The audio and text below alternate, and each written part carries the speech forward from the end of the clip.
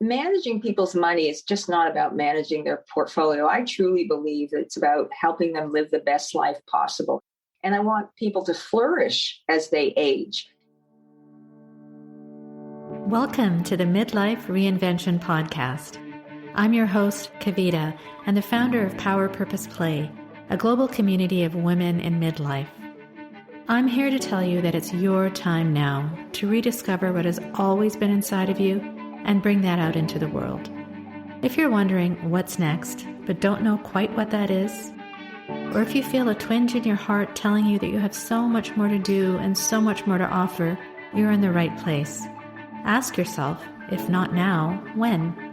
Do you want to leave your job, start your own business, take control of your health, reignite the passion in your marriage, write that book, or at least that first chapter? Transitions like this can be daunting, but through listening to my story and interviews with incredible women every week, I hope to inspire you to take action. I rediscovered myself after the age of 50, and I know you can too. It's my time now to help you do just that. I'm so excited you're here. Let's dive in. Well, hello everyone, and welcome to another episode of the Midlife Reinvention Podcast. I'm your host, Kavita Ahuja, and the founder of Power Purpose Play. And we are a global platform for women in midlife. For those of you who may be new to the podcast, I interview incredible women each week who have inspiring stories of reinvention to share, which we can all learn from. I hope they also inspire you to listen to that voice inside of you, which may be challenging you to take action on your dreams moving forward in life. My guest today is a wonderful example of courage, leadership, and passion for her mission in life. I have on the show today Sandra Pierce. Sandra is the Vice President and Portfolio Manager at RBC, or the Royal Bank of Canada, in the Wealth Management Division in Toronto. Sandra has been providing investment leadership for over 30 years and has an enviable reputation as an advocate for the empowerment of women. She's known colloquially and in the media as the bag lady of Bay Street. And for those of you who don't know what Bay Street is very much like Wall Street of Canada. So for decades, Sandra has passionately pursued her mission to give women a voice in the investment world. And if that's not enough, Sandra was also inspired to raise funds and awareness for the global initiative Because I Am a Girl, to help those in parts of the world where raising healthy, educated girls can transform entire countries for the better. And so was born her fundraiser, The Power of the Purse. So wow, Sandra, that is such an amazing background. And I'm so, so happy to have you on the show today. Welcome. Oh, Kavita, thank you. I'm really quite honored to be included with the other women that you interviewed. I enjoy listening to your interviews and they continue to inspire me. So thank you for inviting me today. That's quite a compliment coming from you. So thank you so much. Sandra, I just wanted to start, we had connected initially through mutual friends, and I was really struck by your initial comment to me, which was, and I'll quote it, you said that reinvention is one of the paths to finding your true self. It was for me. It hit me at 49. My 50s were amazing, and I've never looked back. That really struck me, and I just wondered if you could please share your story. What happened at 49 that kind of, it seems like, changed your trajectory? It did, and 49, I think I had fallen into the trap that society sets for you, that you're over the hill, you'll be invisible, especially for women. And I started to panic about the onset of turning 50. And I had never worried about age before, but it really hit me. And I suppose, like many others, I started to take inventory of my life. And I thought, oh my gosh, have I done anything worthwhile? And so I decided to go to all my female clients I've worked with for a long time and who were over 50. And I was sharing my dilemma. And so I asked them if I'd done anything worthwhile. And each and every one in their own special way basically told me the same thing, but they said by helping them get a grip on their finances, understanding their finances, being set on the path to financial security, which is what we all want, or being in their years of financial security, and it all worked out fine. It empowered them to live their lives differently in the sense of going after what they had been reticent about going after, whether if they were working, going after that promotion and standing up for what they felt was rightfully theirs, or in their relationship with their spouse, where there was a power issue and one spouse would be in charge of the money and the other would just sit there in the meeting and say nothing.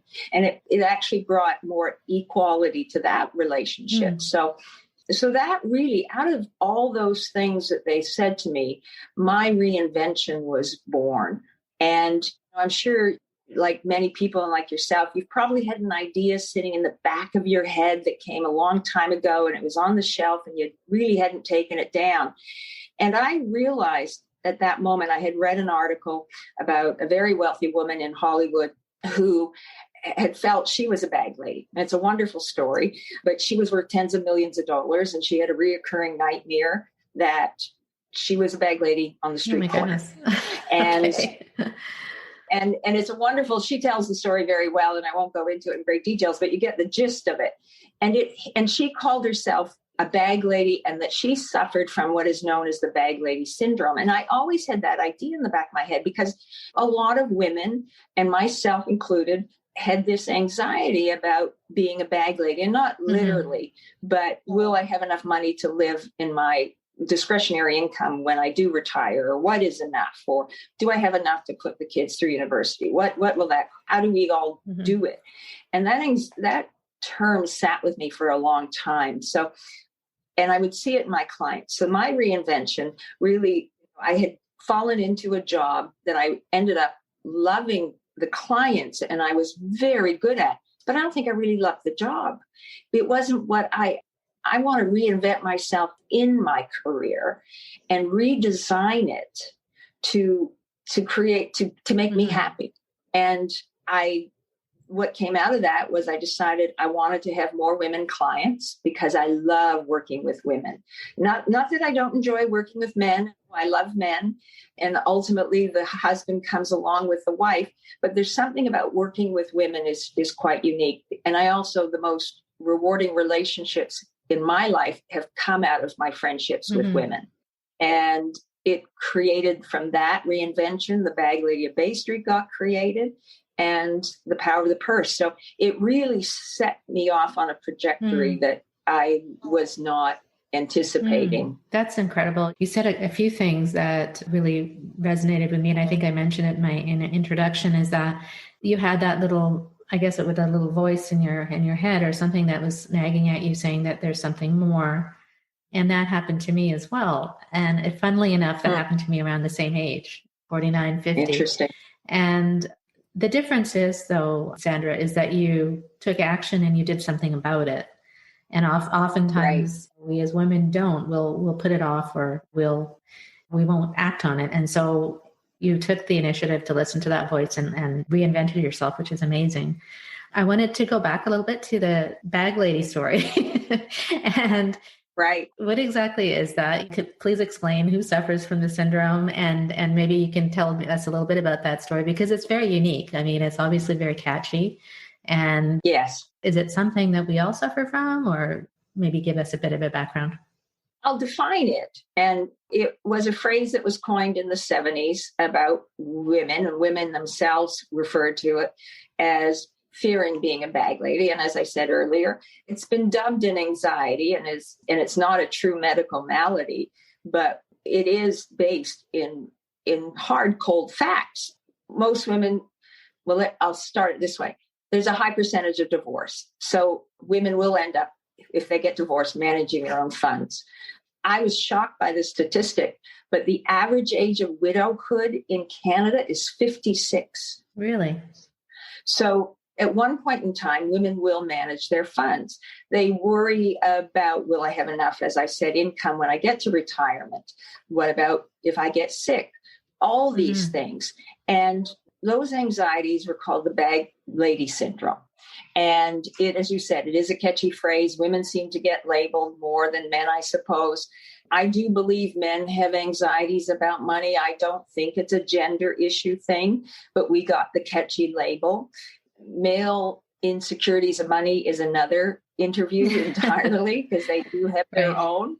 But when I listened to clients and over the years that I had been doing this, and I heard that anxiety that this high-powered woman in Hollywood had, it was like a lightning bolt, because I saw it in my clients and I saw it in myself, and we all had these anxieties. So I thought one of my missions was, but we were all embarrassed to talk about it. How dare we feel insecure about money? Everybody should be able to manage money, handle money, know about money.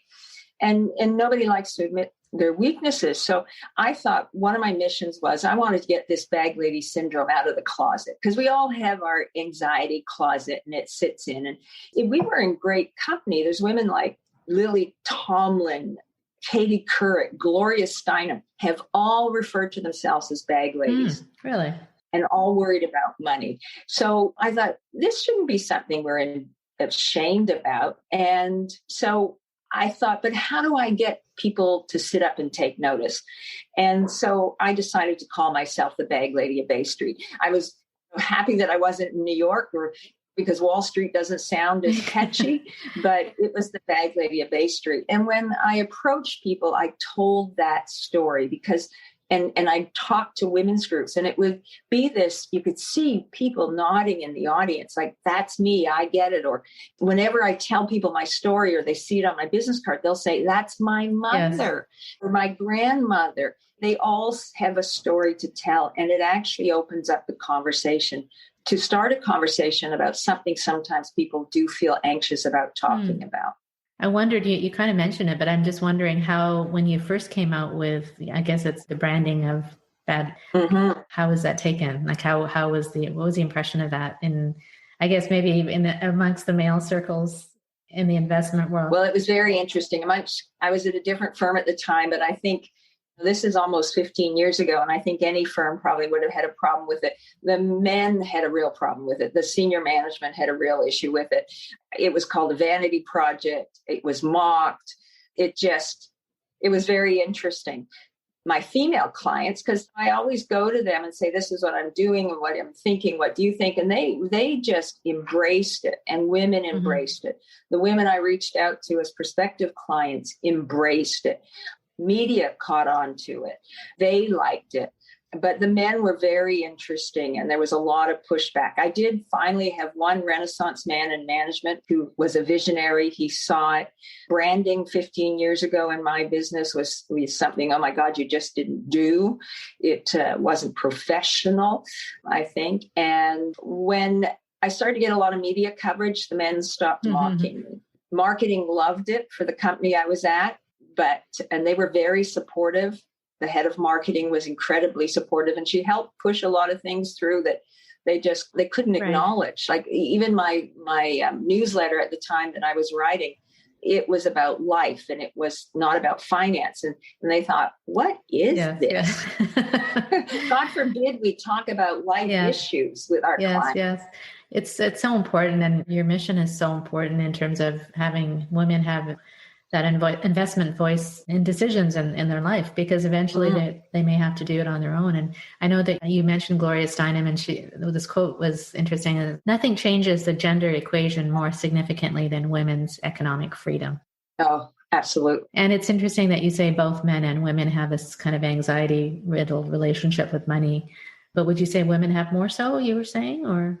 I always hate to make blanket statements, and somebody in the audience will accuse me of it. I think men worry more about, am I going to be a good provider? And they have their own anxieties over that. I have met women who have no anxieties at all, and I've met men that have no anxieties at all. I do think as women, we're more honest about our emotions. So do more women suffer from it? I don't know if I could say that, but I think more. But I know in relationships, the women are more open when I talk to a husband and wife and do have a fear. I've had men, though, come to me and say, Sandra, I do have a bag lady syndrome. And I thought, oh, how wonderful that you're so open and in touch with your emotions. And so I'm always pleased. But I think in a lot of things, women do worry about things more so when it comes to family. And women think of money in terms of family and taking care of the family unit. And so I think it's different in that way. And so yes, I think women do. And also it stems from so much. It's how you're brought up. my anxiety came from how I was brought up, in that my parents only ever fought about money. Like it was never enough, and there were always fights. So my anxiety was security. Yes. I needed to I was really worried. And if anybody impinged on that, I got very nervous and panicky. And I'm in the business and I know I'm financially secure, but it's there because it's irrational at times based in a lot of rational thought, but it can be a trigger. It is sometimes the gender division of duty in the household. Women give birth, they have to take care of the children. They tend to take care of the children more than the men, even if both spouses are working. And the husband, I always said to couples, the woman does everything, and the husband by default, well, you can manage the household money, you can manage the investments. Yeah. And that happens a lot of times because the woman is just like, I can't have one more chore. And then I think we talk ourselves into the fear, I can't do that, or that's not me. So my late father was a psychiatrist, and I think a lot of the dealing with money is based in understanding a lot that psychiatry gets into. Yeah, I think a lot of our fears or our limiting beliefs come from childhood and what was told and what we were brought up with, right? So that kind of carries on, even if we're not quite aware of it.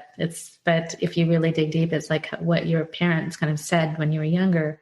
It stays with you. Yeah. I feel sorry for parents. Yes, I really do. I hate to blame them, but its words are powerful. Exactly. Yes. And one of the things I'm so admire about you is you're so courageous in everything you do. And I often talk to so many women in my community who do want to reinvent themselves, like yourself and myself have done, but who are really afraid. They feel that they're inadequate. They're fearful of how are they going to do it, or what will people think. And so maybe some pointers as to how you kind of got over in your life those feelings and how you faced them and how you moved on to reinvent yourself.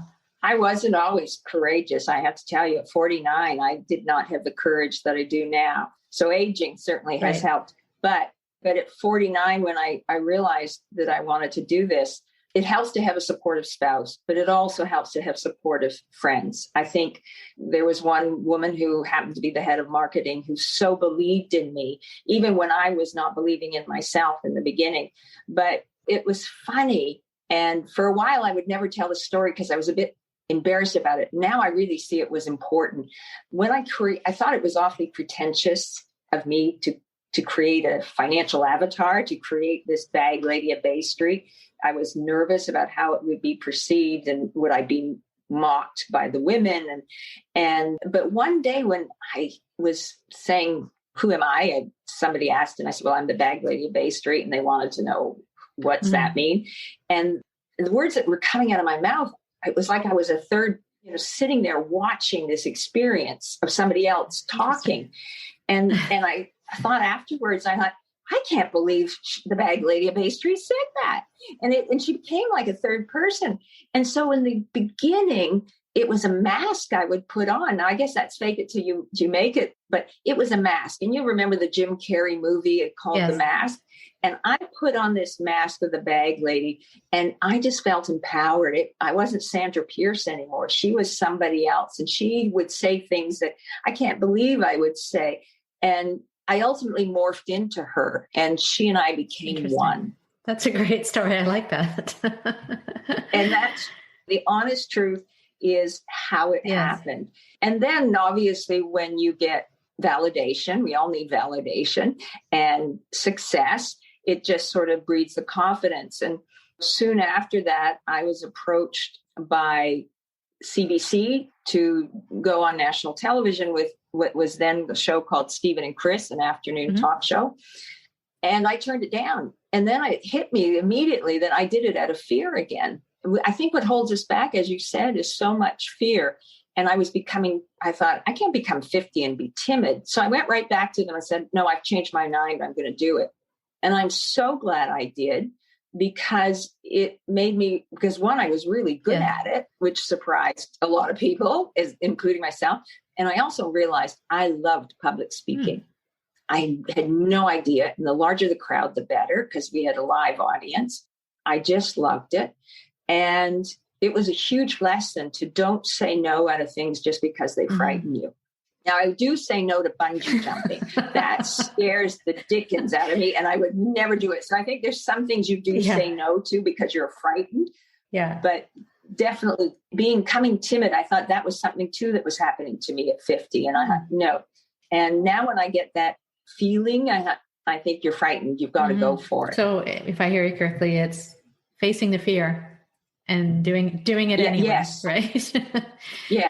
And that's not easy. As I said, you need a good support system. Talk to it about your best friend. There were some ideas I had that weren't so good, and we bounced them back and forth and we refined it. It's really a journey, this confidence. And I want to say one thing too, is I'm 63, almost 64. So it's close to 14 years when I started Bag Lady. And you think you have all the confidence and you're going along nicely, and a number of years have gone by. And then you're hit by something that you weren't prepared for, and you lose your confidence. You really begin, 60 was interesting because I started to get you're invisible, you're way past your due date from certain people in my business, and you start to lose your confidence a little bit again. So it's a journey. It's an ebb and flow, and you get knocked down, and then you think, okay, you've got to build it back up again. So as I said, it's a journey, and it will continue to be a journey as we age, because I think going into aging and women still being in the workforce, and men have it too, but we're talking about women wanting to reinvent themselves. There is a double whammy when it comes to older women in the workforce that men just don't experience. So as I said, society is starting to change a little bit about that, but I think the confidence will be a journey. Well, it seems like a cycle too, because you may get the confidence and then you face it and then something else happens and then it's kind of, you're right back at square one. But oftentimes there's something called the gremlins that are like inside of us that we kind of hold us back and keep us safe.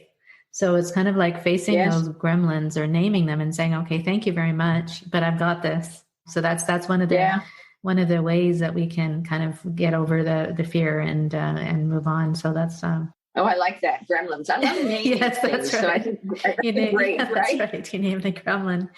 So one of the other things that you're doing now, I see, is that you are a wonderful writer and you have a blog, and it's called the Bag Ladies blog, and so many interesting topics that you discuss. And one of them, we kind of touched on it, was the topic of ageism. And one of the quotes was I like the quote, is that maybe we should retire the word retirement. And what are your thoughts, really, especially for women in midlife? Is that perception changing? What's your thoughts on midlife and ageism? Hi, my friend. Kavita here. Do you often feel blocked from moving forward? We all feel that way at times. These are referred to as energy blocks. I've created a short, actionable PDF guide to help you release your negative energy blocks. Click the link in the description to download it now for free. Now, let's get back to the episode. I have a lot to say about ageism, and maybe it's because I'm in that age. But sadly, ageism still today is the one acceptable ism, right? That a recent study out of the UK said that 1 out of 2 people are ageist. Yeah, that's one huge. out of 2 people are ageist. And that are like be sexist or racist. I mean, they're ageist. Okay. Interesting. They have they're anti-age. They've said they're derogatory about age, and we fall into it. You can be at dinner and you can't remember something. You say, oh, I'm having one of those old lady moments. I stopped saying that. It is a huge issue. And I did a lot of research in it, and I just will refer to a couple of notes, but women do have a double whammy when it comes to ageism, because one, we're older, and it is gendered because look at the movie industry. Over 30 and you're not, you're out of business, where men in their 60s and 70s, Anthony Hopkins can still win an Oscar in his 80s. I mean, if he has reached 80.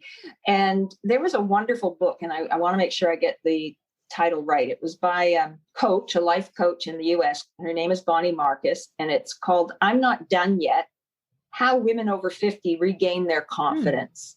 And this just came out, this book, and I loved it. And she said, as a woman over 50, you may be wondering if there's anything you can do as you face down diminished responsibilities, decreasing visibility, and the looming specter of being aged out. And she had a lot of advice in that book, but the one I loved the best and the one that really resonated with me was, and the one I adhere to, is she says, you've got to be your badass self. And I think that's really important because we still have to fight for being at the table, in the room. I think we have to fight for cognitive diversity, not just gender diversity or race diversity. I think cognitive diversity, because older people do bring a lot to the table. And so I think it's something that you have to truly be courageous about, and not, and you have to call people out when they are ageist. And I do. I really do. Just as when I was going up the ladder and calling people out for being sexist, I now am just as loud about calling people out when they're ageist, including myself. That's wonderful. I mean, I so applaud you for bringing out these topics and writing about them, because they need to be heard. I read your latest blog. You talk about your biggest pet peeve, the word, you sent that to me, the word soft skills. And then you say in your blog that you said, if high levels of management do not give the validation to soft skills they deserve, women will continue to be held back. These kind of topics are so important. Do you want to maybe speak to that a bit, or about the soft skills? Yeah, I do. I mean, my blog, it stems out of, I'm a frustrated writer at heart. I've always wanted to be a writer. And managing people's money is just not about managing their portfolio. I truly believe that it's about helping them live the best life possible. And money is a big part of it. And I want people to flourish as they age. And so I really want to talk about issues and write about issues, not that I know my clients are thinking about and are dealing with. If I'm dealing with them, I can tell you my female clients are dealing with them. And I also write, because I make sure management gets my blogs, whether they like it or not. I write for issues that I think affect our lives and can prevent us from living the best life possible and flourishing. So part of my responsibility, I truly believe, as a wealth manager, is to make sure that we do help with their lives in general, not just with their money. Money is just energy. It helps to get you from point A to point B, but you need to have a great life too. And I think that's important. So the issue about my pet peeve, because I hate with a passion the word soft skills. And in my blog, I had written that I was in a meeting and I was referred to as, oh, you're the one with, I get it now, you're the one with the soft skills in the team. And I just stopped the meeting and I said, soft skills, my ass. There is nothing soft about them. And it took everybody a bit by surprise, but it is derogatory. And it's quite often women are the ones with the soft skills. And today, those are the skills that are in more demand than ever before. Right? Yes. Yeah, but they still call them soft skills. So I think we don't have enough traction in promoting women to where they should be and in the C-suite, because they're still being labeled. And as I've said earlier, words are incredibly powerful. So you brought out your badass self in that meeting. Yes. That's great. That's wonderful. I just wanted to kind of maybe push a little bit. You're in my introduction to you, I mentioned that you have such a great dedication to the empowerment of women and girls in the world. And can you share we talked about the power of the purse a little bit, but can you describe that and how you started that and why is it important to you? I would say that the power of the purse is one of my proudest achievements. And when it became, again, out of turning 50, a lot happened turning 50. And I had always been brought up to give back. My father always said, your goal is one of your goals in life should be to help make the world a better place. And he would always plant a beautiful garden and then the neighbor next door would plant a nice garden too. And then it would happen down the street, and it doesn't have to be big. And I always felt one should give back. And I had this vision of, I wanted to have a salon evening. Those evenings, they date back to the Renaissance, and Gertrude Stein had a great salon evening where she would bring great thinkers, and people would get together, and great ideas would come out of it. And I thought, oh, I'd love to have a salon evening, but my living room wasn't big enough for a salon evening. And so I thought, I want to give back. I want to help empower women. And at that time, I remember Hillary Clinton saying that women's rights are the issue of the 21st century. And empowering women, empowering young girls is really important. And especially in third world countries like Tanzania and Cambodia and those countries. And because I'm a girl, was in those countries really helping it. It was Planned Canada at the Times initiative. And I fell in love with the thought of empowering these girls around the world, because I also thought it could help bring an end to terrorism if the girls could be empowered in these countries. It's a real trickle down impact or effect over decades, but they need help. And so I thought, I want to create an evening, and I want to have it in a beautiful space. I love great food, and I love good wine, and I love women. And I made it women only. That's why we're connected, because I love all those three things too. Right? What's wrong with that? And then to have a great speaker talk and to raise funds. So, and I wanted to keep it small and intimate. So at first it just started as 50 women. We held it Holt Renfrew. We held it in the cafe upstairs at Holt Renfrew. And we had, the first speaker was Barbara Aitken, who was the head of fashion at Holt's at the time, Barbara Aitken, and Elizabeth Semmelhack, who was the curator and still is the curator and the CEO now of the Bata Shoe Museum. You'd think it would be a silly evening about bags and shoes, but it was a fascinating evening about how accessories over time and define women and culture and all that. And we had a silent auction. I went to all the people that I spend my money at and asked them to donate something. And I had never done anything like that before, ever. And I raised $50,000 that night. Incredible. With 50 women. And they loved it so much that they wanted another one.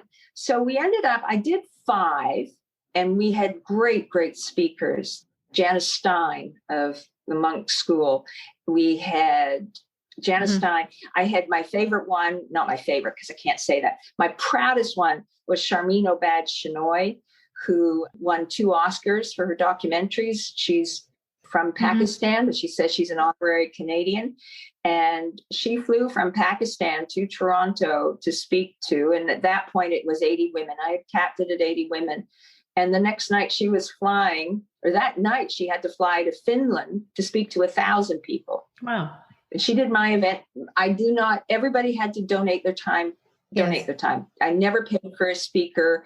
They did it on their own. I wouldn't pay for anything because I can't afford it. I'm a small event. And I have to tell you, the women who supported me, who would buy my tickets, they did not disappoint, because in 5 years we raised $1 million. So it's, because I am a girl, is it for education for girls, or what is the fund for? It's for education in many ways, but pretty much for education. The project that we did in supporting Pakistan was for older women to get ownership in the manufacturing of milk, because at that time, Pakistan is a huge exporter of milk, and women really had never owned any part of that. And this allowed them, it was an initiative to allow women to learn about animal husbandry, to have the cows.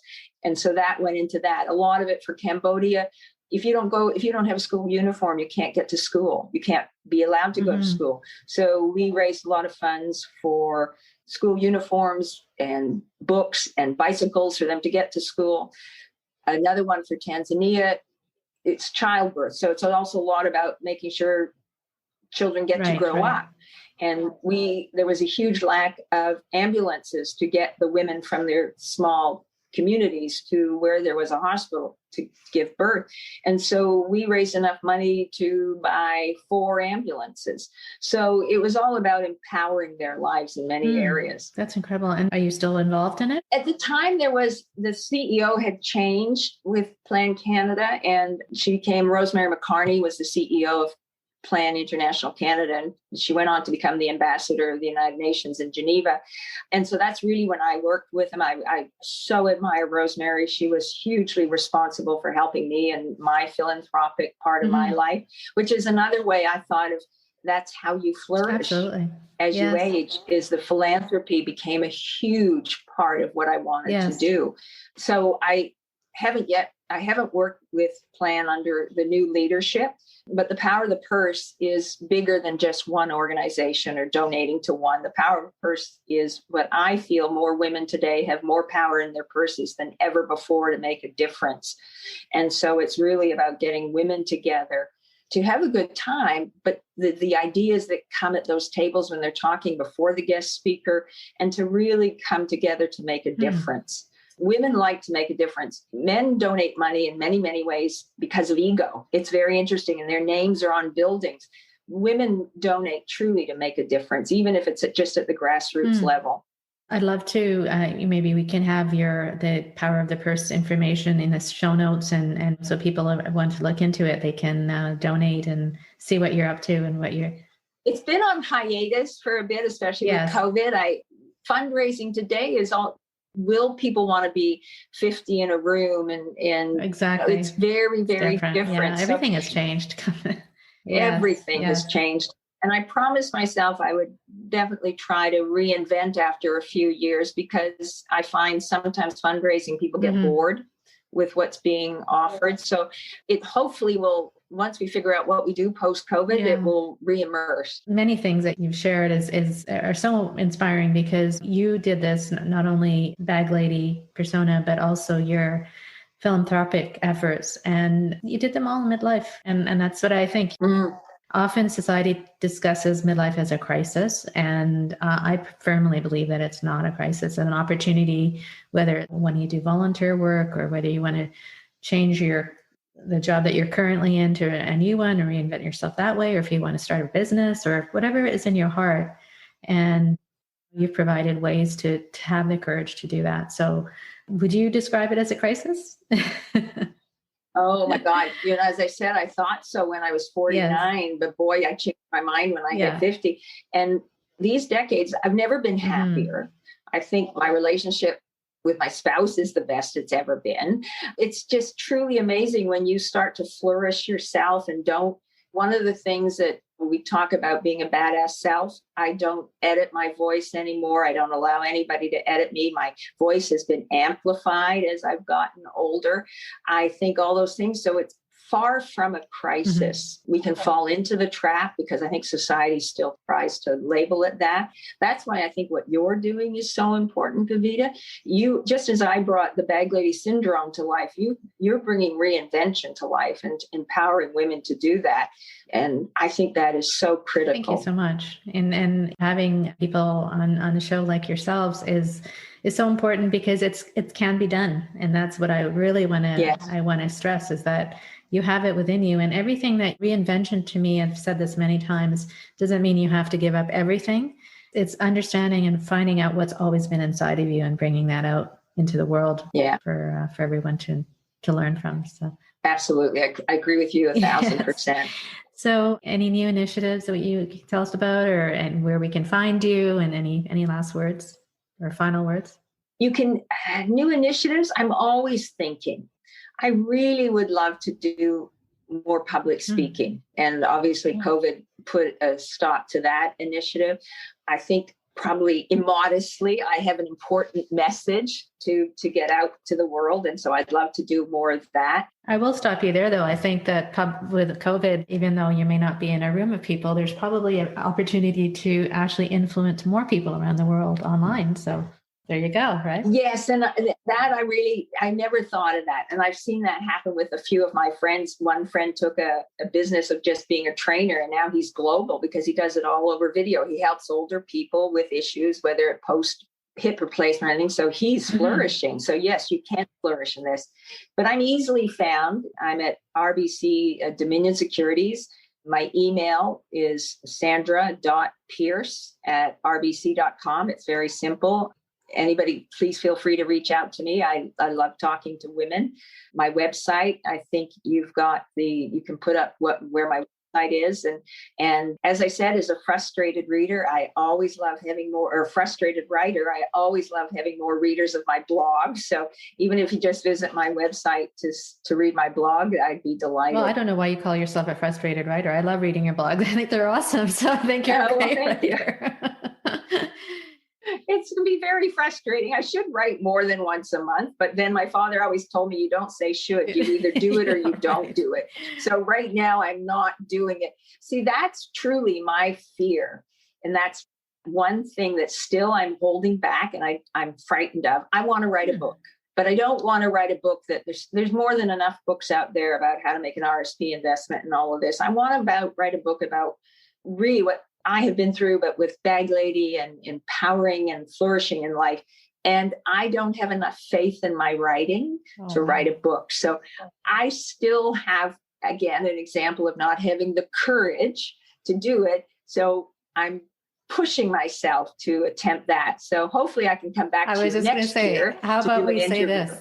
First, tell us what the title will be. And then secondly, I'm going to hold you to it that you come back after you write the book and we'll talk about it. Does that sound good? I haven't thought of a title. I have a few working titles because I did write the prologue, but it has to be something different from what I'm calling it. But I promise I will make this commitment a year from now. There we go. Book. Awesome. There goes facing the gremlins there, right? Absolutely. My gremlin number one. Thank you so much. Do you have anything else to say? I just wanted to really thank you for your time, and your story is so inspiring. And I think that everybody listening will think about how important it is, especially as women, to be part of get rid of that fear of the money, the struggle that they have with money, and take more charge of their investments as well. And really given us a lot of things to think about. So thank you so much. Yes. My pleasure. I really appreciated it. And to be included, as I said, I'm quite honored. So thank you. It's, I'm hoping my story is one, because when I would hear at first about reinvention, as you said, it was very frightening to think, because I got thinking, I do want to if I do reinvent, am I talented in anything else? My story was one of reinvention within my career. So to me, reinvention can be many things. It can be going out and starting something different, or even within where you are to reinvent. And I think also taking charge of one's investments is also reinventing yourself if you haven't in the past. So it goes back to you, Kavita. It's all about reinvention. I was so honored to speak with Sandra Pierce today. I'm sure you'll agree her generosity and kindness of spirit is so evident, and her reinvention into the Bag Lady of Bay Street has inspired and helped so many women in her path. Not to mention her philanthropy efforts, Sandra is a force to be reckoned with, and I can't wait to see what she does in the next decades of her life. Here are Sandra's key takeaways. Number 1, the Bag Lady syndrome is a common affliction among women who worry, will I have enough money when I retire to look after myself and everyone else? There is a general anxiety around money, which often stems from how we are brought up. Number 2, we shouldn't be ashamed about being worried about our financial situation. We are all capable of managing our own investments and shouldn't have to wait till a divorce, retirement, widowhood to figure it out. 3, in order to face our fears, it is important to seek support from our spouses or close friends and family. Sometimes we have to put on a mask, take action, and watch ourselves gain the confidence to try something new. Gaining confidence is really a journey. 4, if you don't try something new, how do you know you'll love it? Don't say no to things just because they frighten you. 5, ageism today is still one of the acceptable isms, and we all need to change that. 1 out of 2 people are ageist. 6, go out and be your badass self. 7, money is just a form of energy. It helps you to get from point A to point B. You need to have a great life too. 8, soft skills are not soft. These are skills sought after now more than ever. 9, women's rights are the issue of the 21st century. Empowering women and girls is so important, especially in developing countries. Philanthropy can help you flourish as you age. 10, reinvention can be many things. Starting something completely different or within where you are currently. Taking charge of your investments is also reinventing yourselves if you haven't done it in the past. Thank you so much, as always, for listening. My intent with this podcast is not only to inspire you, but to encourage you to take action on your dreams. What do you want to do now moving forward in your life? Why not start now? Reach out to me if you have your own story of reinvention or if you know of others who do. We can all learn from one another. Please also reach out to me if you're interested in being on the waitlist for my signature program, It's My Time Now, How to Rediscover Yourself in Midlife, where I take you from a step-by-step process to rediscovering your true life's callings in a curated program designed from my own experience of reinvention. If you enjoy this podcast, please share with your friends, drop a quick rating and review as well. And thanks again. Cheers until next time.